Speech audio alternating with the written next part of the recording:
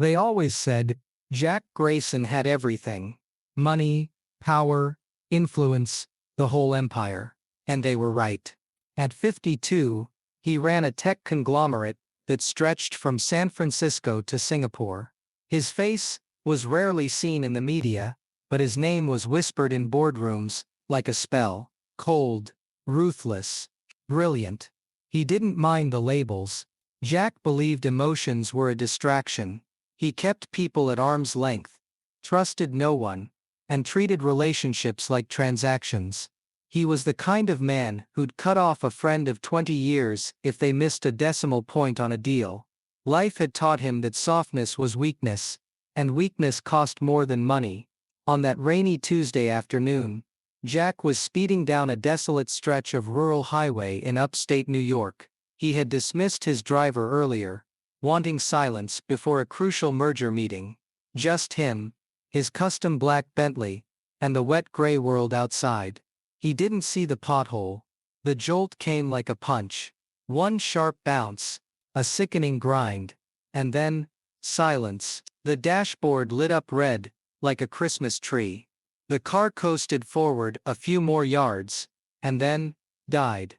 Jack slammed the steering wheel. "You've got to be kidding me." He stepped out, umbrellaless, and was instantly soaked. The rain wasn't heavy, but it was cold, the kind that crept under your collar and made you feel humiliated just standing there. He checked his phone. No signal. Of course. This part of the country barely had people, let alone cell towers. Jack looked around, endless trees on both sides, the road glistening and empty as if abandoned by time. No houses, no gas stations. Just him, the dead car, and the rain. He cursed under his breath, tried to restart the engine. Nothing. Opened the hood. Steam hissed out like a snake. "Damn it," he muttered. This wasn't supposed to happen. He paid people to prevent this sort of thing. What was he now? Stranded.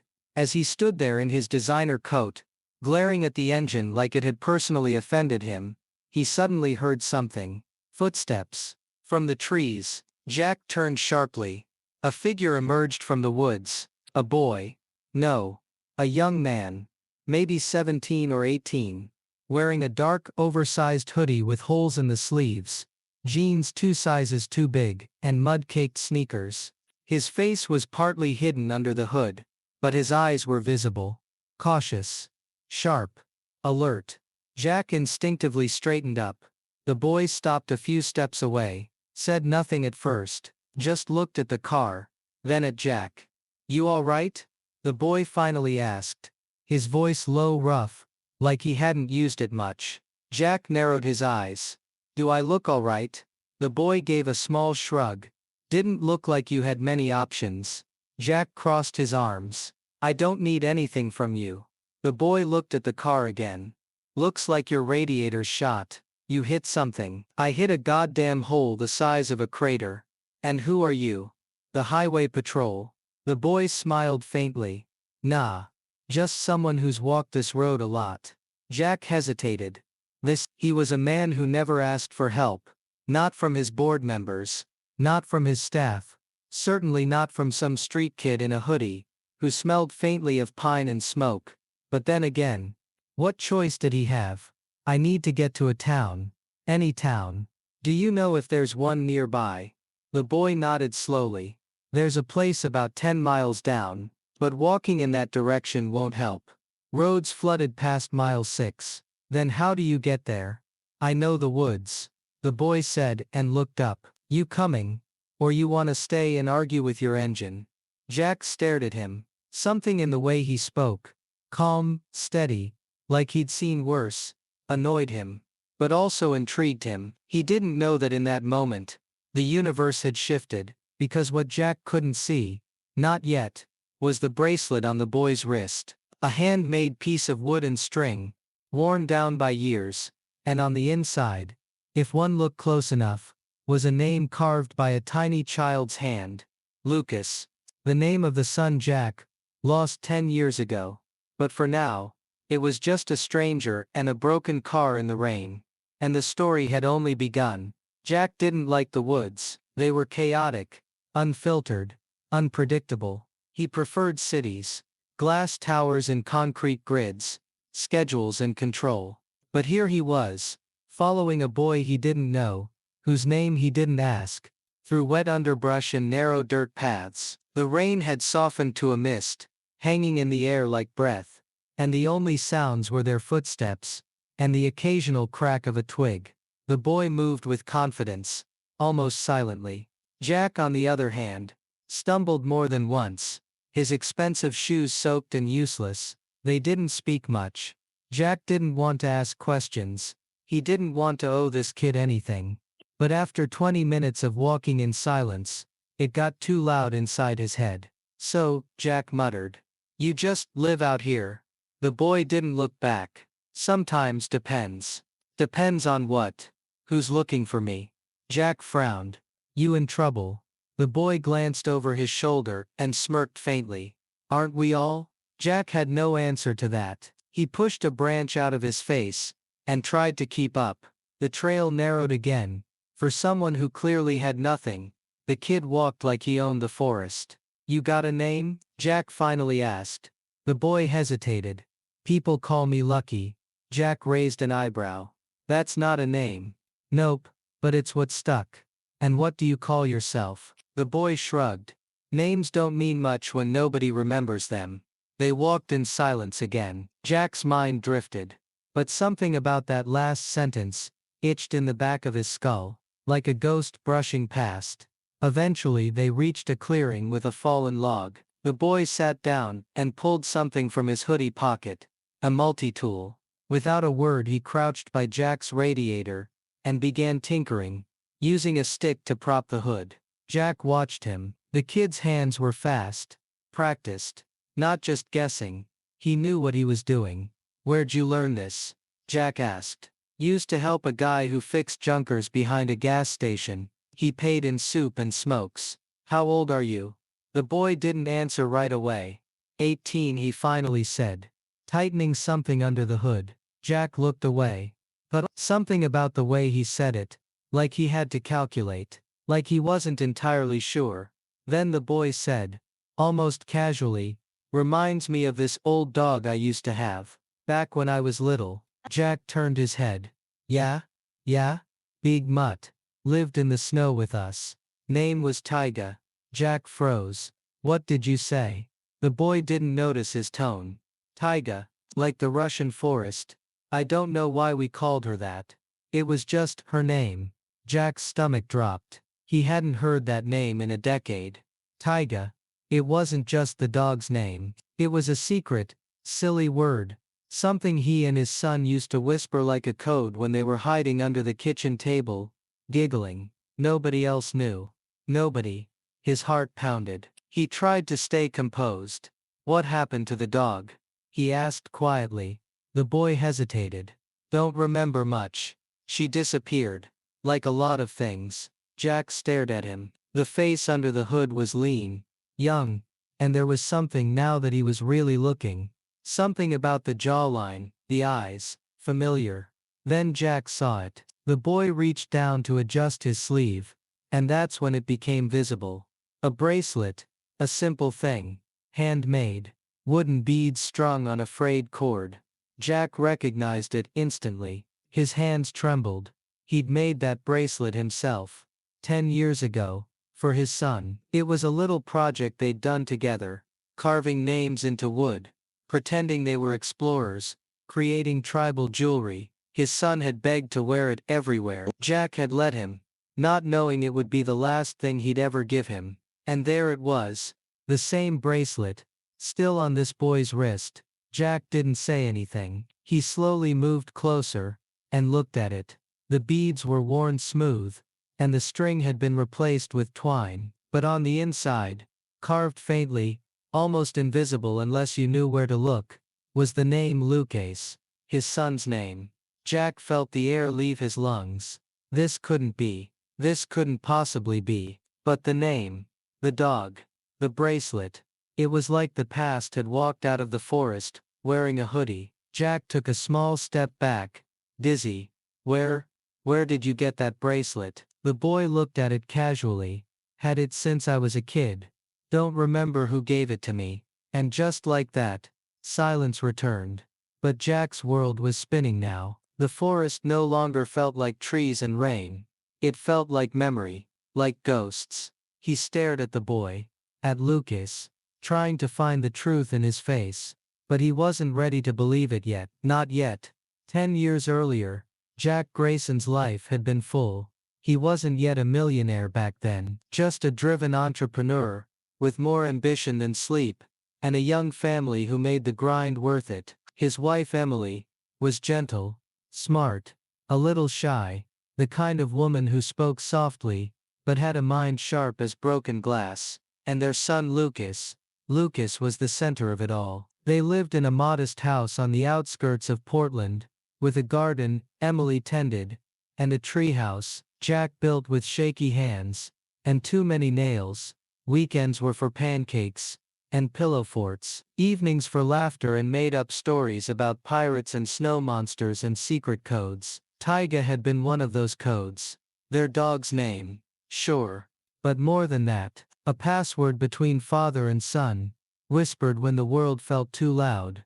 Jack worked a lot, but he always made it home for bedtime. Emily would read from whatever book Lucas had picked, and Jack would stay long after the light was off, just sitting beside his son's bed, listening to his tiny breaths, even out. Then one morning, they were gone. No noise, no struggle, no broken glass, or signs of a break-in. Just gone. Emily's clothes were missing. So was Lucas's favorite stuffed dinosaur. The car was still in the driveway. Her phone was on the counter. Jack called the police in a panic. He assumed the worst. Abduction. Maybe even murder. But there was nothing. No evidence. No leads. The days stretched into weeks, every second feeling like his skin had been peeled away. Then a letter arrived. No return address. No postmark. Just a note in Emily's handwriting. Don't look for us. This is the only way. The police read it, and closed the case. To them, it was clear, Emily had left on her own. Maybe, with someone else, a lover, a plan, a life Jack wasn't meant to be part of. But to Jack it made no sense. Emily wasn't impulsive. She wasn't reckless. She wouldn't rip their son away, without a reason, not unless she believed she had no choice. Everyone told him to move on. His lawyer advised silence. His friends stopped asking questions, but Jack couldn't let it go. He hired private investigators, spent a fortune chasing shadows, dead ends, women who almost looked like her. For nearly a year, he searched, and then, he stopped, or rather, something inside him did. It wasn't sudden, it was like a candle slowly starving for air. A year of guilt and sleepless nights turned to numbness. His business began to grow, perhaps because he threw himself into it like it was war. He became sharper, more ruthless. People started calling him a machine, a man who didn't waste time on small talk or empathy. But there were cracks. At night, sometimes he'd wake up sweating, heart racing, because he dreamed of a tiny hand grabbing Lucas's hand, in a crowd, or a voice saying, "Daddy," from a dark hallway. He'd get up, expecting to find someone there, but there was only silence, and the ghost of a boy who used to call him that. He kept the house for a while, but eventually sold it. Too many echoes, too many what-ifs. He didn't keep much, just a box, one of Lucas's drawings, the bracelet they made together, and a picture of the three of them on a beach where Emily had once said, "This is what forever looks like." Jack became a man people respected, or feared.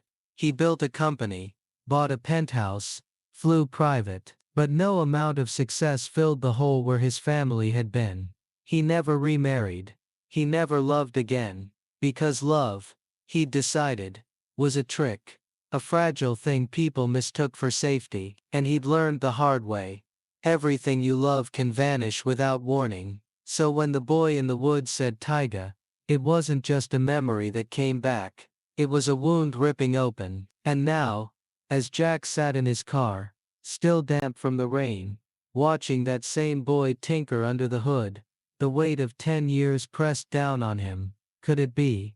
Could that really be Lucas? The rain had stopped by the time the engine reluctantly roared back to life. Jack sat behind the wheel, unsure of whether it was the engine's growl or his own heartbeat he was hearing. The boy, Lucas, or maybe not, stood beside the car, wiping his hands on his already ruined hoodie. "Need a ride somewhere?" Jack asked, trying to sound casual, but his voice cracked halfway through. The boy shrugged. "I guess. There's a town about 15 miles up. I sometimes crash at the shelter there. It's safer than the woods when it rains." Jack hesitated only a moment. "Get in." They drove in silence for a while. The boy didn't ask questions, didn't seem impressed by the sleek car or the leather seats, just stared out the window like he'd already seen too much of the world, and none of it had surprised him. "Do you have family?" Jack asked, eyes on the road. The boy's reply was quiet. "Used to. My mom died when I was 9. After that I was in the system. Bounced around foster homes." Jack tightened his grip on the wheel. "Do you remember her? Your mom?" "Bits and pieces," the boy said. "Her voice mostly, the way she'd sing to me at night, even when we were cold. She had this scar on her wrist, said it was from climbing trees as a kid, and she used to say we had to keep moving. Never stay too long in one place." Jack swallowed. "Did she ever mention your father?" The boy glanced at him, suspicious now. "Not really, just that he wasn't safe, that we had to stay away from him." Jack nearly veered off the road. "What do you mean not safe?" "She never explained." The boy said slowly. "I used to think maybe he was violent, or dangerous, but she didn't seem scared of him. It was more like she was protecting me from something else." Jack pulled the car to a stop at a gas station just outside town. He opened the glove compartment, pulled out his wallet and flipped through until he found a photo, faded, worn, but still clear. He handed it to the boy with a trembling hand. "That's her," the boy whispered after a long pause. "That's my mom." Jack sat back in his seat. His chest felt hollow and heavy at once. "Her name was Emily," he said. "She was my wife." The boy's mouth parted slightly. He looked again at the photo, as if willing it to tell him more. You're my." Jack nodded slowly. "Yes, I'm your father." For a long moment, neither of them spoke. Then the boy, Lucas, it had to be, turned away and looked out the window again. "She said, you were dangerous." Jack felt like the world was tilting. "I never hurt her. I loved her, and I loved you. When you both disappeared, I thought I was going insane." The boy still wouldn't look at him. "Then why'd she run?" Jack stared at the steering wheel, as if the answer might be buried in the leather grain. "I don't know, but I need to find out." They sat there in the idling car, the heater humming softly, the truth hanging heavy in the air between them. Lucas eventually broke the silence. "She used to cry at night. Thought I didn't hear, but I did. Sometimes she whispered things like, 'I'm sorry, Jack.' Or it was the only way. I didn't get it then." Jack felt tears stinging his eyes. "Someone must have forced her. Someone made her believe I was a threat." Lucas turned to face him now. "You think she was being blackmailed?" "I think she was trying to protect you," Jack said quietly. "But from what I still don't know." Lucas reached into the front pocket of his hoodie and pulled out a small folded piece of paper. "I've kept this for years. Found it in a box at one of the foster homes. It's her handwriting." Jack unfolded it with trembling fingers. The ink was smudged, but still legible. "If anything happens to me, please find Jack. His name is Jack Grayson. He wasn't the monster they said he was." Jack closed his eyes. The world spun. The narrative he'd believed for 10 years, that Emily had left him for another life, another man, was unraveling. Someone had manipulated her, lied to her, threatened her. Maybe even her child. and she had died with that secret. But now he had Lucas, and now he had questions to ask. People to confront, a truth that demanded to be unearthed. No matter how long it had been buried, Jack hadn't returned to that office building. In nearly 5 years, it towered over the city like a monument to the empire he'd built, and the sins he'd ignored along the way. Now, with Lucas beside him, it felt less like a fortress, and more like a mausoleum. After the revelation in the car, Jack had made calls, quiet ones. He asked questions he once told himself he'd never need to ask. The answers came slowly, hushed voices, old favors, broken loyalties resurfacing. Emily had been right to fear his world. Years ago, when Jack was expanding his company, he'd brought in outside investors, men who came from shadowy places with spotless suits. They promised influence, connections, rapid growth, but they wanted leverage, control. When Jack resisted certain deals, when he tried to pull out, they threatened to destroy everything, including Emily. One name came up again and again: Marcus Velen.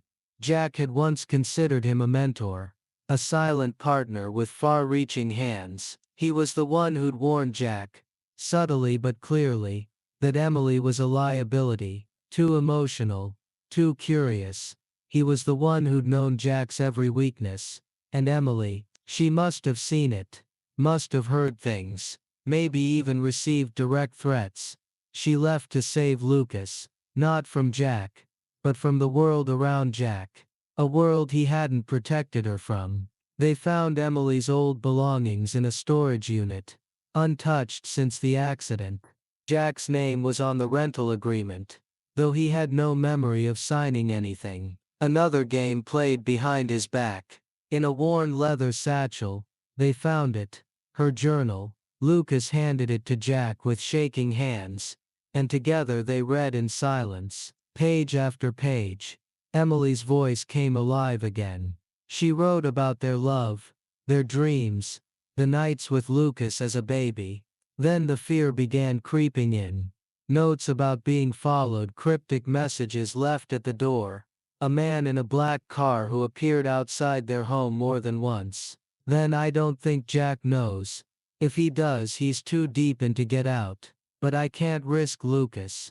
I can't. Jack turned the pages like they were razors, each word cutting deeper. They told me if I stayed, they'd hurt him. Or worse, make Jack do it. I looked in Jack's eyes last night, and realized he doesn't see it. He doesn't know the danger. Sitting at his own table. So I'm leaving. If he finds this one day, Jack, I never stopped loving you. Jack's hands trembled as he closed the journal. Beside him, Lucas was silent, pale. She never told me any of this. Lucas said quietly, my last foster family. They said my dad had died, that he was no one. Just gone. Jack wiped his eyes. They lied to both of us. Lucas stared at him, his jaw tight. I hated you. My whole life I blamed you for her death. For the way we lived. For every night I slept in shelters or hid from foster dads who drank too much. I know, Jack said. And you were right to. I wasn't there. I should have been. Lucas turned to the window, blinking hard. I don't know what to do with this. Neither do I, Jack admitted. But maybe we start by ending what she tried to protect you from. Jack was no longer the man he used to be. The one who ignored whispers, who trusted wolves in suits. Emily had paid the price for his ignorance. Lucas had paid for his silence. Now it was Jack's turn to pay. Not with money, but with truth, action, and whatever time he had left. As they drove back toward the city, a plan began forming. Names to expose, deals to unravel, and most of all, a legacy to rewrite.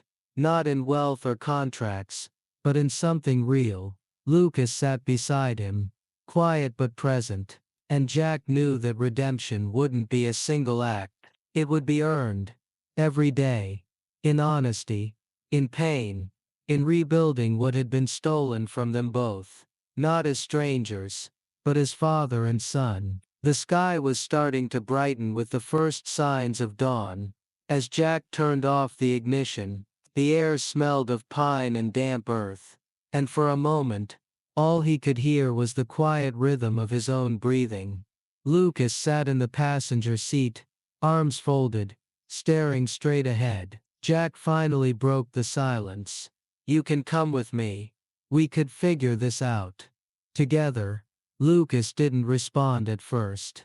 He looked down at the worn wooden bracelet on his wrist, running his thumb over the faded carving. Lucas, his mother's voice echoed in his memory. She used to whisper his name like a promise, like he was her reason for breathing. Then he looked at Jack, the man who had unknowingly let that promise fracture. "I can't," Lucas said. His voice was quiet but resolute. "Not yet." Jack nodded, swallowing the sting of disappointment. He reached into his jacket, pulled out a small card and handed it to Lucas. "My number, direct. No assistant, no secretary. If you ever want to talk or yell at me, or ask me anything, it's yours." Lucas took it, barely glancing at it. "And the car's yours too," Jack added. Lucas blinked. "You're leaving me your car."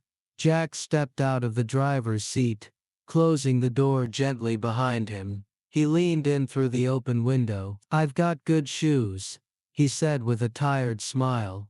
"And I think I could use the walk." Then he turned and started down the road. No ride, no plan, just the weight of his thoughts and the long stretch of highway ahead.